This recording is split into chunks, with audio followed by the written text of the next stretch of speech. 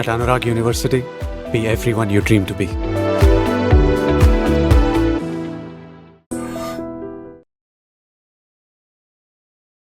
Hi నమస్తే, welcome to iDream media. నేను మీ రుద్దం శ్రీనివాస్. ఇటీవల America OPT scam, visa scam ఒకటి వెలుగు చూసింది. దీనిపైన ఐసీఈ చాలా సీరియస్గా రెస్పాండ్ అయింది. దాదాపు 10,000 మంది స్టూడెంట్స్ను టార్గెట్ చేసినట్లుగా మనకు వార్తలు వస్తున్నాయి. వీటిలో మెజారిటీ స్టూడెంట్స్ ఇండియా నుంచి ఉన్నారనేది కూడా మనకు తెలుస్తుంది అక్కడ వచ్చినటువంటి వార్తల నేపథ్యంలో. దీనికి సంబంధించి ఈ విషయంపై మనతో మాట్లాడడానికి జియో పొలిటికల్ అనలిస్ట్, అలాగే ఎన్ఆర్ఐ వ్యవహారాల ఎక్స్పర్ట్ సురభి గారు మనతో ఉన్నారు. నమస్తే సురభి గారు. నమస్తే శ్రీనివాస్ గారు. సురభి గారు, ఏంటి ఇది OPT visa scam crack down అయింది అమెరికాలో? దాని పట్ల చాలా మంది రకరకాలుగా మాట్లాడుతున్నారు. అసలు ఏం జరిగింది, ఏంటి అసలు దీని బ్యాక్గ్రౌండ్ ఏంటి, ఇది ఎలా బయటకు వచ్చింది అంటారు? శ్రీనివాస్ గారు, మనం లాస్ట్ ఒక 3, 4, 5 ఇంటర్వ్యూస్ లో చాలా మాట్లాడుకున్నాం. విషయాలు ఇదే విషయం దీని విషయం మాట్లాడుకున్నాం. దొరికిపోతారు, జాగ్రత్తగా ఉండండి, జాగ్రత్తగా జెన్యూన్ ఉండండి, అయితే తప్ప మీరు ముందుకెళ్ళమాకండి అని మీరు చాలా సార్లు హెచ్చరించారు పిల్లల్ని. ఎవరు విన్నట్లా? ఈ ఏజెన్సీస్ ఏదైతే హైదరాబాద్ లో ఉన్నాయో పిల్లలకి ఫేక్ కమిట్మెంట్ ఇస్తున్నారు. ఏమని చెప్పి, నువ్వు వెళ్ళు నేను చూసుకుంటా అని చెప్పేసి. How are they able to stand that commitment అని చెప్పేది we are still not able to see. పిల్లల్ని తప్పుదారి చూపించి, లేనిపోయి కళలు కనిపించి, పిల్లలు మాత్రం కాదు వాళ్ళ తల్లిదండ్రులు ఉంటారు కదా, అవును, అందరికీ ఒక ఫేక్ డ్రీమ్ లాగా క్రియేట్ చేసి పంపిస్తున్నారు పిల్లల్ని బయటికి. కానీ ఎంతవరకు సక్సెస్ఫుల్ అవుతుంది? అవ్వట్లేదు కదా. మనం 4-5 సార్లు మాట్లాడుకున్నాం, పిల్లలకి చెప్పాం లేదు చేయమాకండి, అప్రోచ్ కాండి అని చెప్పాము. విన్నారా? వినలేదు కదా.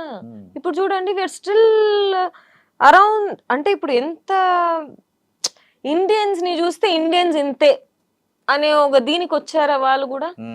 ఎందుకోసం ఫేక్స్ ఇది సబ్మిట్ చేయాలి? దేనికి వర్డ్ కూడా వాడారు, మ్యాగ్నెట్ ఫ్రాడ్ అనేది కూడా ఒక వర్డ్ కూడా యూజ్ చేశారు ఎవరైతే ఈ చెప్పారు ఆ ఆఫీసర్.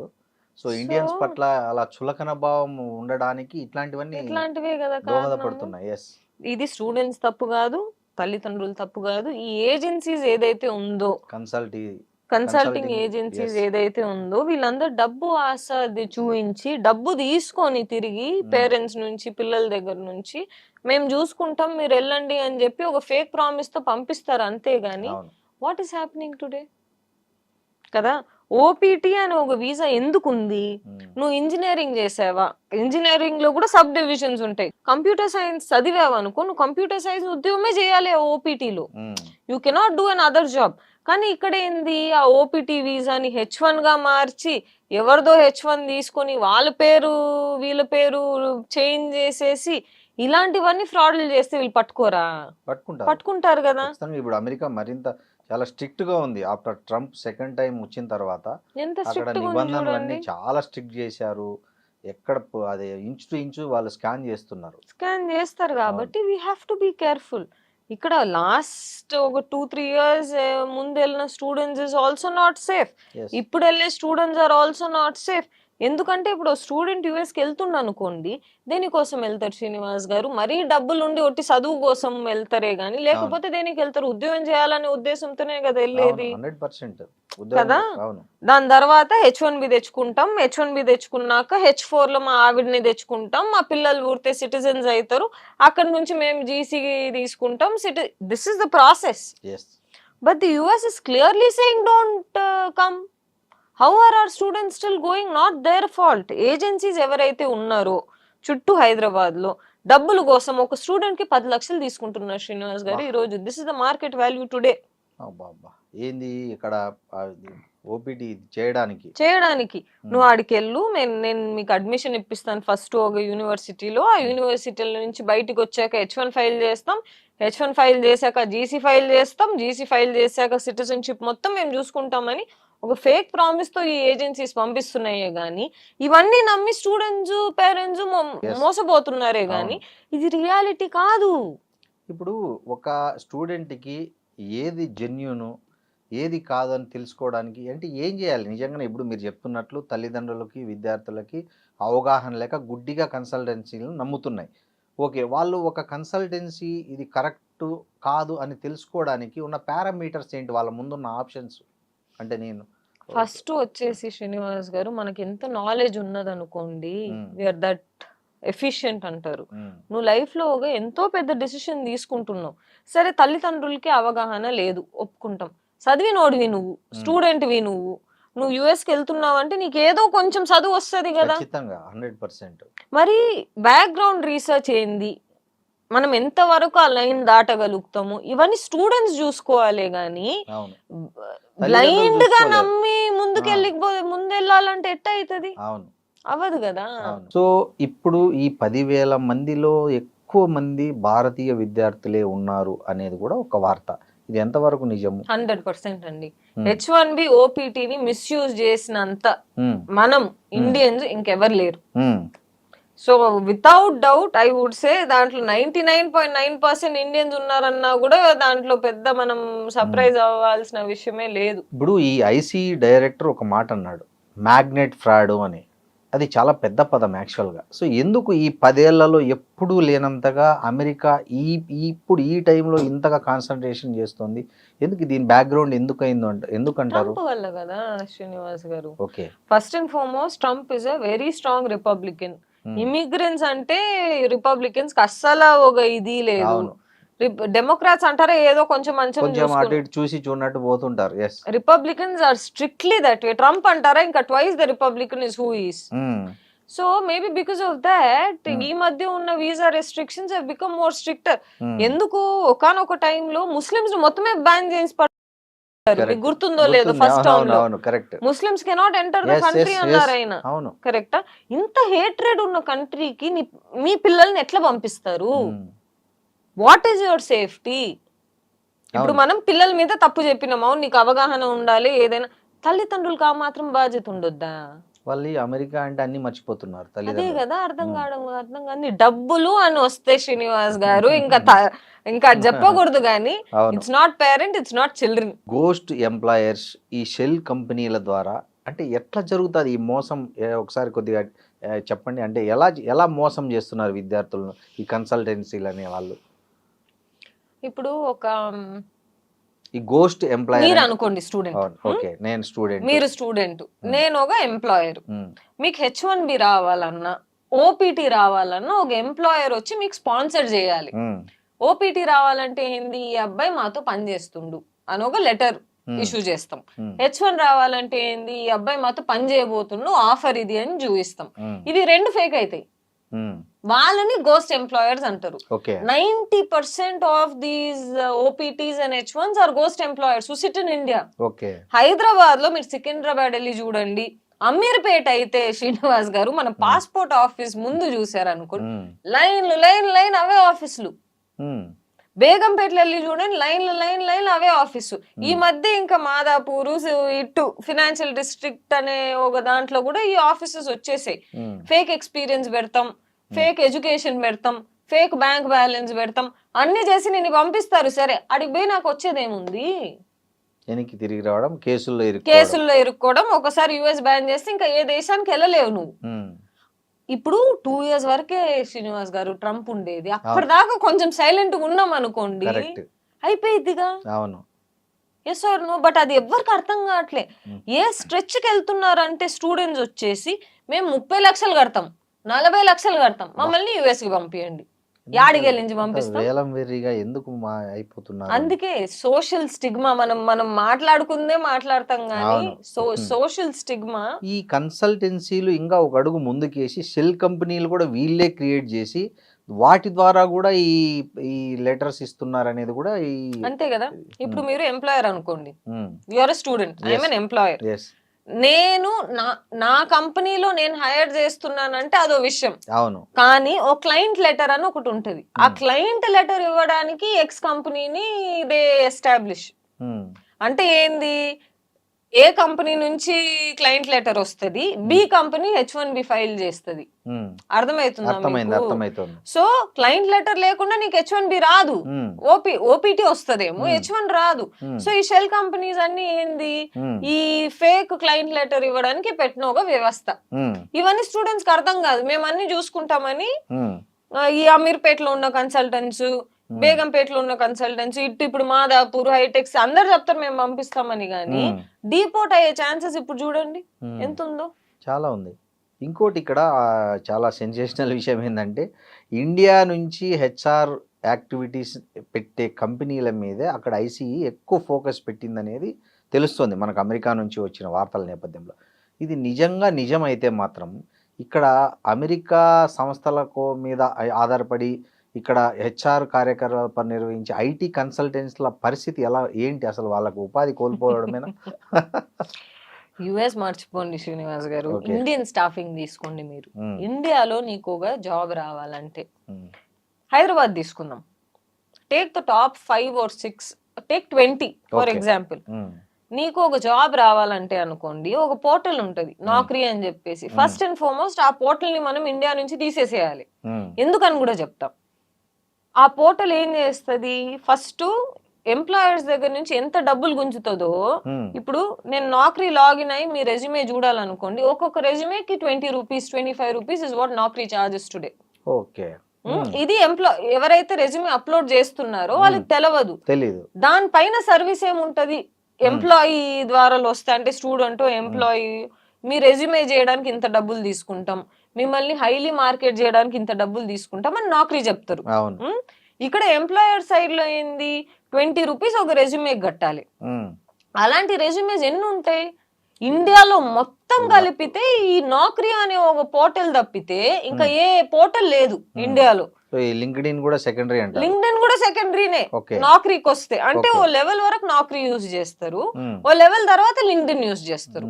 కానీ లింక్డ్ఇన్ ఎంత ఎక్స్పెన్సివ్ అనుకుంటున్నారు మీరు?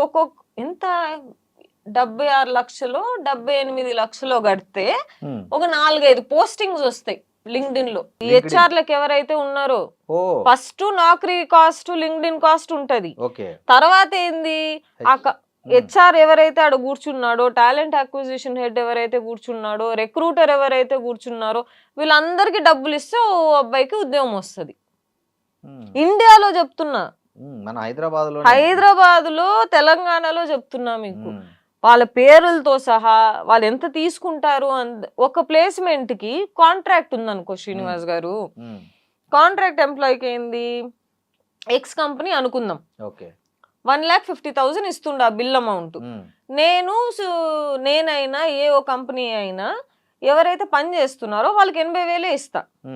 నెక్స్ట్ 40,000 ఎవరికి వెళ్తుంది, ఎవరైతే ఆ ఉద్యోగం ఇప్పించారు చూసారా ఆ కంపెనీలో వాళ్ళకి పోతుంది. మిగిలేది ఎంత మాకు, 20,000. సో ఇండియాలోనే ఇంత ఫ్రాడ్ జరుగుతుంది, హైదరాబాద్ లోనే ఇంత ఫ్రాడ్ జరుగుతుంది. ఒక అబ్బాయికి ఉద్యోగం రావాలనుకోండి, అక్కడ హెచ్ఆర్ తో కనెక్ట్ ఉండాలి, ఆ హెచ్ఆర్ కి డబ్బులు ఇవ్వాలి, ఆ టాలెంట్ అక్విజిషన్ వాడికి డబ్బులు ఇవ్వాలి, రిక్రూటర్ కి డబ్బులు ఇవ్వాలి, అప్పుడే నీకు ఉద్యోగం వస్తుంది. నువ్వు ఎంతైనా టాలెంటెడ్ అవ్వు. ఎంతవరకు వెళ్తారంటే ఇంటర్వ్యూ స్కెడ్యూల్ కూడా మార్చేస్తారు వీళ్ళు. 11 to 12 మీ ఇంటర్వ్యూ ఉంది, ఆ వెండర్ నీకు డబ్బులు ఇవ్వట్లా, ఇంకొక వెండర్ 11 to 12 మా క్యాండిడేట్ అవైలబుల్ ఉన్నాడు అంటారు, వాళ్ళకి ఇచ్చేస్తారు ఆ స్లాట్లు. ఇంత స్కామ్ ఇండియాలో హైదరాబాద్ లో జరిగేది. మనం యుఎస్ దాకా వెళ్తున్నాం. మనమేమో పాపం పిల్లలకి వాడు తెచ్చుకున్నాడు జాబ్, వీడు తెచ్చుకున్నాడు అని పేరెంట్స్ దాని వెనకాల ఇన్ని జరుగుతాయి. ఎంత ఫ్రాడ్ అనుకుంటారు మీరు? హైదరాబాద్ లో ప్రతి ఒక్క కంపెనీ తీసుకోండి, టాలెంట్ అక్విజిషన్ హెడ్ డబ్బులు తీసుకోకుండా ఒక ప్లేస్మెంట్ కాదు ఆ కంపెనీలో.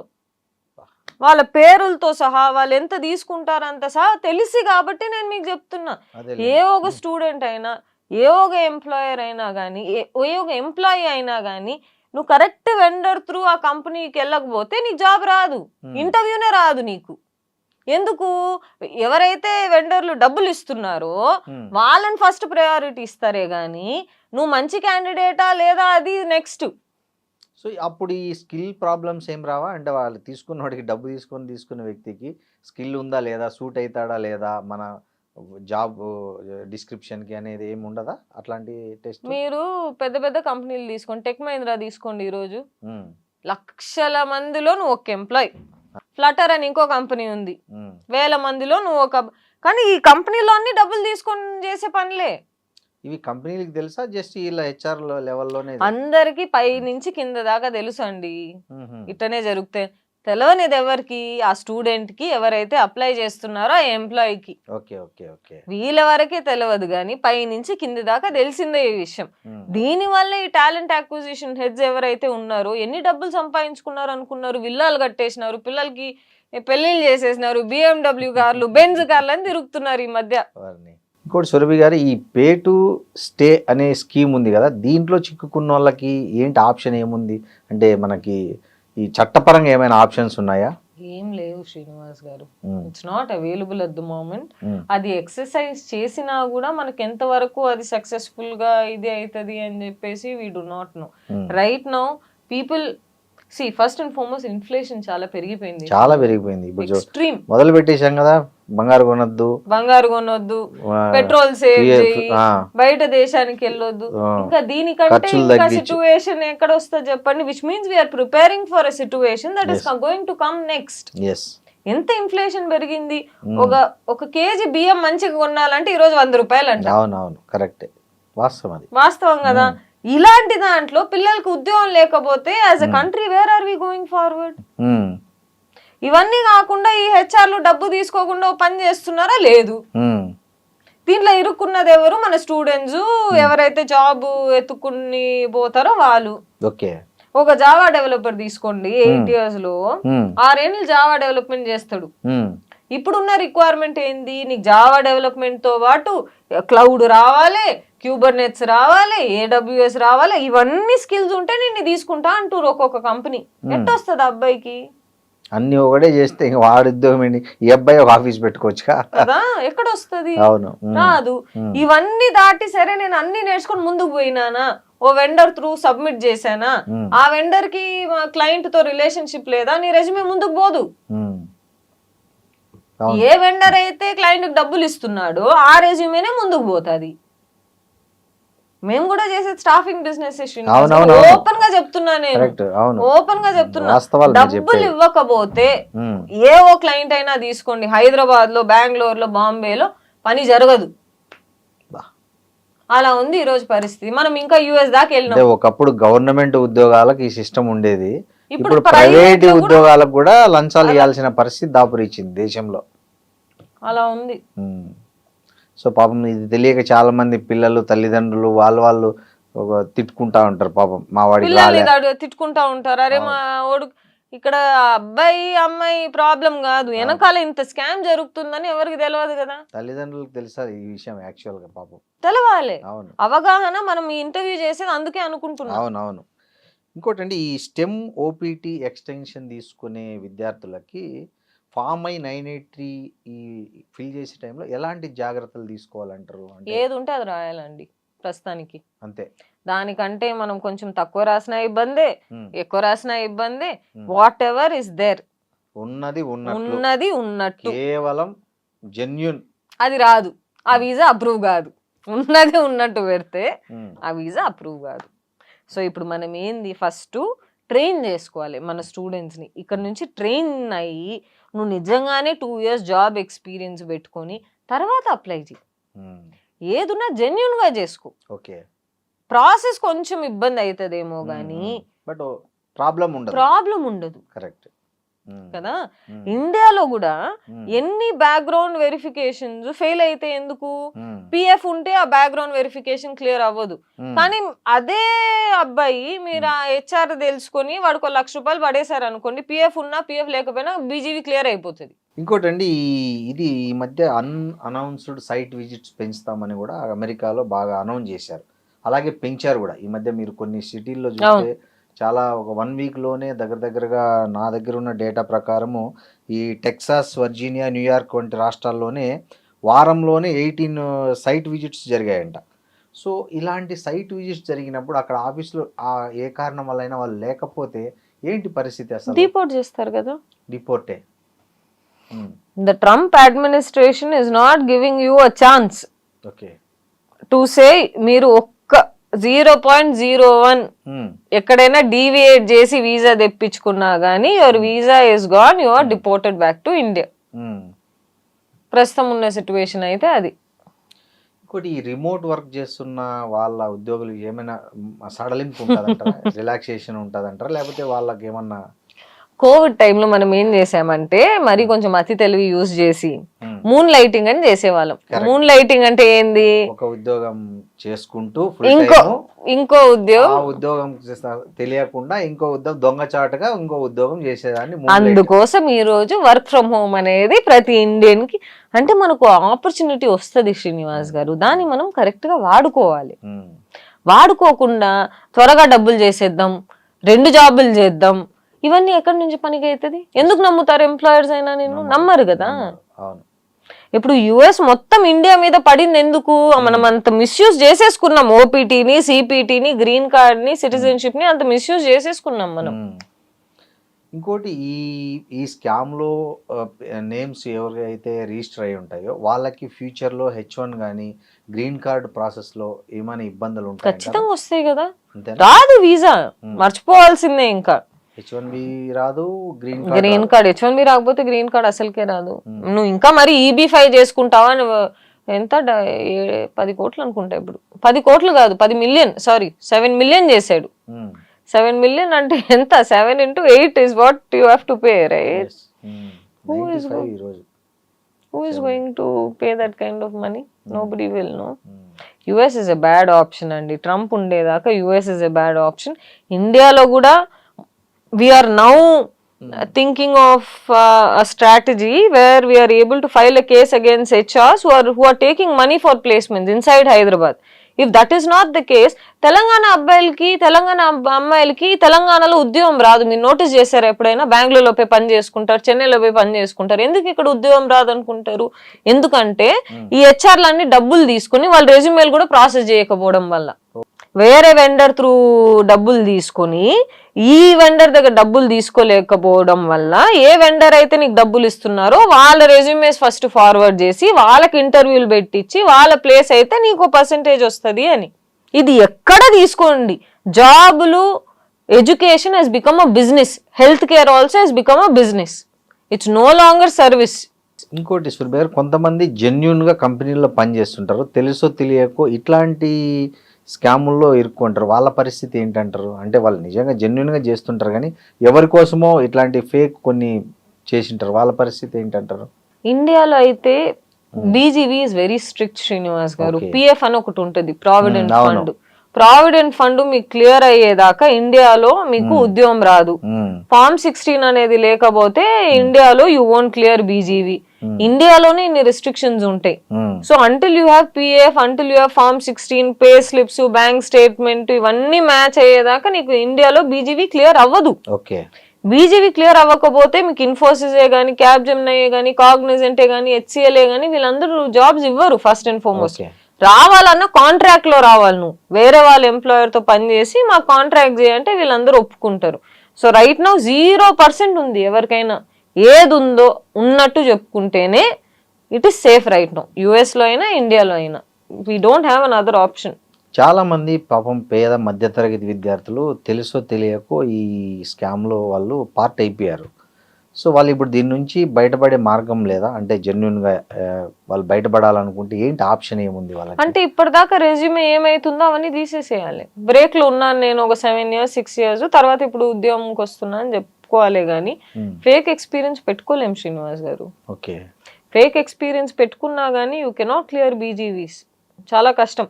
విప్రోలో, ఇన్ఫోసిస్లో ఈ కంపెనీస్ అన్ని ఉన్నాయి చూసారా, బ్యాక్గ్రౌండ్ లో ఒక 6 లక్షలు 8 లక్షలు తీసుకొని పుష్ చేసేస్తున్నారు క్యాండిడేట్స్ ని. కానీ ఒక 2-3 months ఉన్నాక వాళ్ళు బయటకు వచ్చేస్తారు. జాబ్ రాదు కదా. ఎవడైతే పుష్ చేశాడో వాడు పుష్ చేసేస్తాడు. సరే 2-3 నెలల తర్వాత నీకు ఆ జాబే రాదు, ఏడికెళ్ళి పెట్టుకుంటారు? పెట్టుకోరు కదా, తీసేస్తారు. ఇప్పుడు ఇట్లాంటి మధ్య అటు ఇటు కాకుండా అయిపోయిన చాలా మంది స్టూడెంట్స్ పరిస్థితి అగమ్య గోచరంగా ఉంది. ఇప్పుడు అటు కాక ఇటు కాక అదేదో ఆ అమ్మగారిల్లు తరిమేసింది, అత్తగారిల్లు పంపించేసింది అన్నట్టు అయిపోయింది వీళ్ళ పరిస్థితి. వీళ్ళు ఇప్పుడు ఎవరి మీద చర్యలు తీసుకోవాలంటారు? అంటే కన్సల్టెన్సీల మీద చర్యలు తీసుకోవాలన్నా ఏం చేయాలి అసలు? తల్లిదండ్రులు ఇట్లా మోసం చేయకూడదంటే ఇంకొకసారి ఎవరైనా తల్లిదండ్రులు కానీ స్టూడెంట్స్ కానీ ఏం చేస్తే బెటర్ అంటారు మీరు? Don't take short cuts. Okay, ఏదున్నా ఉన్నట్టు చూయించుకున్నాం అనుకోండి, మనలోనూ కూడా కొంచెం ధైర్యం వస్తుంది శ్రీనివాస్ గారు. ఐటీ అనేది ఇండియాలో చాలా it's become to a point where it's become low than it used to be before. It's not like how it used to be before. IT jobs ఇవన్నీ ఇప్పుడు లేవు. సో మనం లాస్ట్ టైం మాట్లాడుకున్నాం, పిల్లలకి ఏ ప్యాషన్ ఉందో దాన్ని ఎంకరేజ్ చేయాలి కానీ పేరెంట్స్ ని. అవును కదా. మనం ఇప్పుడు కూర్చొని నువ్వు ఐటీ చేయి, నీ కోడింగ్ రాకపోతే పీకేస్తారు నిన్ను. నువ్వు ఎంత ఫోర్స్ చేయి నీ కొడుకు నీ కూతుర్ని కోడింగ్ నేర్చుకొని రాకపోయే ఏం చేస్తాం? అంతే కదా, వాళ్ళకి బ్రెయిన్ ఎంత ఆ బ్రెయిన్ కూడా కాదు, it is about your passion, interest లేకుండా తల్లిదండ్రులు నువ్వు డాక్టర్ అవ్వు, ఇంజనీర్ అవ్వు, ఈ కోర్స్ తీసుకో ఆ కోర్స్ తీసుకో, పిల్లల్ని ఇబ్బంది పెట్టారు అనుకోండి, ఇంకా వాళ్ళ లైఫ్ పోయినట్టే. It's not like how it use to be before. So ఈ స్కామ్ లో భారతీయులు, ముఖ్యంగా మన తెలుగు వాళ్ళు ఎంతమంది ఎఫెక్ట్ అయ్యే అవకాశం ఉంది యాజ్ పర్ మీ నాలెడ్జ్ ప్రకారం? 60-70% ఆఫ్ ద స్టూడెంట్స్ అండి. ఓకే, ఈజీగా 60-70% of the student get affected. ఒకటి యుఎస్ పంపిస్తా అని చెప్పేసి ఫేక్ చేస్తారు. రెండోది ఏంది, ఇండియాలో వచ్చేసి నువ్వు రెజ్యూమే నాకరీలో అప్లోడ్ చేయి, ఎక్కడైనా అప్లోడ్ చేయి, ఆ వెండర్ కి ఆ క్లయింట్ కి రిలేషన్షిప్ లేకపోతే నీకు ఉద్యోగం రాలేకపోతే ఇంకా నెక్స్ట్ ఆప్షన్ ఏమని ఎత్తుక్కుంటారు, యుఎస్కి పోదాంరా, అటు పోదాంరా, ఇటు అక్కడ నువ్వు బాయే. The whole world economy is down. మన దేశందే కాదు, economy on its whole is down. ఏం చేస్తాం మరి? కానీ కాంటెంట్ క్రియేటర్స్ చూడండి, డబ్బులు సంపాదించుకోగలుగుతున్నారు. లక్షలు. ఫోటోగ్రాఫర్స్ చూడండి సంపాదించుకోగలుగుతున్నారు. షెఫ్స్ ఈ రోజు చూడండి, ప్లంబర్స్ చూడండి, ఎలక్ట్రీషియన్స్ చూడండి. How many people are not able to make money? Doctor అయితేనేనా డబ్బులు సంపాదించేది, ఇంజనీర్ అయితేనేనా డబ్బులు సంపాదించేది? నేను మొన్న రీసెంట్ గా మా ఏసీకి చిన్న రిపేర్ ఉందో లేదో తెలియదు నాకు, ఎందుకు వాటర్ వస్తుందని ఫీల్ అయ్యి బుక్ చేస్తే 670 రూపీస్ జస్ట్ విజిట్ వచ్చిపోయినందుకు. మెకానిక్ వచ్చాడు, చూశాడు, ఏమీ లేదు, ఇది నార్మల్, ఎక్కడ బయట వాటర్ అప్పుడప్పుడు వస్తుంది, ఏం కాదు, మీరు దీని గురించి టెన్షన్ పడద్దని చెప్పి వెళ్ళిపోయాడండి. జస్ట్ అంతే, ఇట్లా ఇంచు కూడా ఒక చిన్న వర్క్ కూడా చేయలే. 670 రూపీస్ నేను అర్బన్ కంపెనీకి పే చేశాను. దాంట్లో 500 రూపీస్ అబ్బాయికి వస్తుందంట. ఏంది జస్ట్ విజిట్, ఒక 10 విజిట్లు, జస్ట్ 10 విజిట్లు పెట్టుకోండి. హైదరాబాద్ లాంటి సిటీల్లో 5000 రూపీస్. మీరు ఏ సాఫ్ట్వేర్ ఎంప్లాయీ సంపాదిస్తున్నారండి? లేదు కదా. అంటే పేరెంట్స్ కూడా ఆల్టర్నేటివ్స్ మీద దృష్టి పెట్టాలి. ఇది తప్పు, ఇది తక్కువ, ఈ ఉద్యోగం చేస్తే గొప్ప, ఈ ఉద్యోగం చేస్తే తక్కువ అనే ఆ ఫస్ట్ మీరన్న సోషల్ స్టిగ్మా ఫస్ట్ తల్లిదండ్రుల్లో పోవాలి. తర్వాత స్టూడెంట్స్లో కూడా ఏదైనా సరే మనకి ఉపాధిని ఇచ్చేది మనం సెలెక్ట్ చేసుకుందామనే ఒక స్పోర్టివ్నెస్ కూడా రావాలి. మనకి ముందున్న తల్లిదండ్రులు శ్రీనివాస్ గారు ఒక థాట్ ప్రాసెస్ లో ఉన్నారు. ఆ థాట్ ప్రాసెస్ ఇప్పుడు పనికి రాదు. చాలా మారిపోయింది, డైనమిక్స్ చాలా మారాయి. పిల్లలకి అర్థమవుతుంది అది, కానీ పిల్లలు ఎదురు చెప్పలేకపోతున్నారు తల్లిదండ్రులకు. ఎందుకు? తల్లిదండ్రులు ఇట్లా పెంచారు కాబట్టి, వాళ్ళు మనల్ని ఎడ్యుకేట్ చేశారు కాబట్టి మనకు బాధ్యత ఉంది. అవునా, బాధ్యత ఉంది, కానీ స్వత బ్రెయిన్ ఉండాలే కదా నువ్వు ఆ డిసిషన్ తీసుకోవడానికి. ప్రతిదీ తల్లిదండ్రులు చేసినట్టు మనం ముందుకు పోతే ముందున్నట్టు ఇప్పుడు లేదు కదా. ఐటీ జాబులు ముందు ఉండేది, డాక్టర్ జాబులు ముందు ఉండేది, లాయర్ జాబ్ ఇప్పుడు ఎక్కడుంది? నేను మీ రీసెంట్గా ఒక హోటల్కి వెళ్ళి జనరల్గా అడిగా చెఫ్ని, ఎంత ఉంటుంది మీ శాలరీ అంటే ఇయర్లీ 60 lakhs అన్నాడు. మీరు నమ్మండి నమ్మకపోండి, నేనైతే లిటరల్గా షాక్ అయిపోయాను. ఒక 3 star హోటల్లో ఒక చెఫ్ శాలరీ ఇయర్లీ 60 lakhs అంటే మీరు ఊహించుకోండి. Right. So you have to let children do. వాళ్ళకి దేంట్లో ఇంట్రెస్ట్ ఉందో వాళ్ళు దాంట్లోనే ముందుకు వెళ్ళాలి. కానీ ఐటీ జాబులు చేసుకోండి, డాక్టర్లు అవ్వండి, ఇంజనీర్లు అవ్వండి అని తల్లిదండ్రులు ఫోర్స్ చేశారు అనుకోండి. ఫోర్స్ కూడా కాదు శ్రీనివాస్ గారు, నాకు తెలిసిన ఎన్నో పిల్లలు తెలుసు ఎంత ఫోర్స్ వల్ల డిప్రెషన్. ఒక అబ్బాయి అయితే మా దగ్గర పని చేసేవాడు, కోపం వస్తుందని టాబ్లెట్లు వేసుకుంటాడు. ఇప్పుడు ఊర్లో ఉండేవాడు ఇప్పటిదాకా, ఇప్పుడు కూడా ఊర్లోనే ఉండు. ఊర్లో అందరు ప్రెషర్ పెట్టారు, ఏం చేస్తున్నావు నువ్వు, మా అబ్బాయిలందరూ యూఎస్కి పోయినావు, నువ్వు ఎందుకు యూఎస్కి పోలే అంటే, మొన్న ఆ టాబ్లెట్లు తీసుకొచ్చి చూపిస్తాను నాకు, మేడం నేను ఈ టాబ్లెట్లు వేసుకుంటాను, కోపం వస్తాను, నాకు మమ్మీ డాడీ మీద కోపం ఎట్లా చూపించాలో తెలవకుండా టాబ్లెట్లు వేసుకుంటున్నాను. ఎంత వయసు ఆ అబ్బాయిది? 27. ఇప్పటికే ఎక్కువ అయిపోయారు. బాలానగర్లో 18,000 14,000కు ఇంజనీర్లు ఒక 2 కిలోమీటర్ల క్యూ కడుతున్నారు. ఎప్పుడన్నా ఏదైనా కంపెనీ మీరు చెప్పినట్లు రంది ఇక్కడ జాబ్ ఆపర్చునిటీ ఉందనే వస్తే గన అక్కడ ఎంతమంది క్యూ కడుతున్నారు చూడండి. ఒక జాబ్కి 1000 మంది ఉంటే 7 కిలోమీటర్స్ అవుతుంది ఆ జాబు.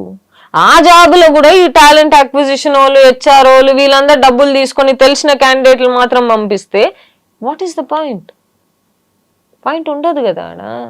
అది నేను చెప్పేది. మనం ఎంతసేపు ఇంకా ఇదే మన జీవితం, ఇదే మన భూలోకం, ఇదే ప్రపంచం అని బతికామనుకోండి, పిల్లలు ఇబ్బంది పడతారు. పిల్లలు ఇబ్బంది పడతామని ఈ రోజు అనుకుంటున్నాం, వాళ్ళకు కూడా పిల్లలు పుడతారుగా. అవును, వాళ్ళు ఇబ్బంది పడరా? ఖచ్చితంగా పడతారు కదా. అంటే ఈ రోజు తల్లిదండ్రులు నా కొడుకుకి ఏం మంచిదని డెసిషన్ తీసుకుంటే ఏదో ఒక రోజు వాళ్ళకు కూడా కొడుకు పుడతారు కదా. అవును, అప్పుడు వాళ్ళ ఫ్యామిలీ గురించి వాళ్ళు చూసుకోవద్దు.